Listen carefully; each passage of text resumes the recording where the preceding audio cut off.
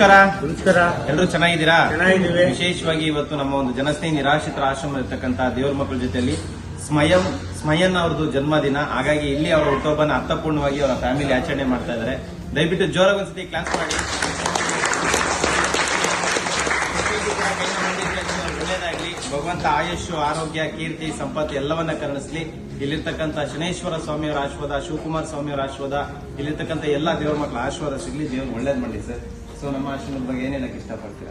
ತುಂಬಾ ಖುಷಿ ಆಗ್ತಿದೆ. ನೀವು ನಿಮ್ಮ ಒಂದು ಪ್ರಯತ್ನ ಇದೇ ತರ ತುಂಬಾ ಒಳ್ಳೇದಾಗ್ಲಿ. ಅದು ಎಲ್ರಿಂದನೂ ಮಾಡಕ್ ಸಾಧ್ಯ ಇಲ್ಲ. ನಮ್ಗೆ ಸ್ಪೆಷಲ್ ಡೇ ಇದೆಯಲ್ಲ, ಅದನ್ನಾದ್ರೂ ನಮ್ಮ ಕೈಲಾಗಿದ್ದೇನಾದ್ರೂ ಮಾಡಬೇಕು. Thank you. ಒಳ್ಳೇದಾಗಿ.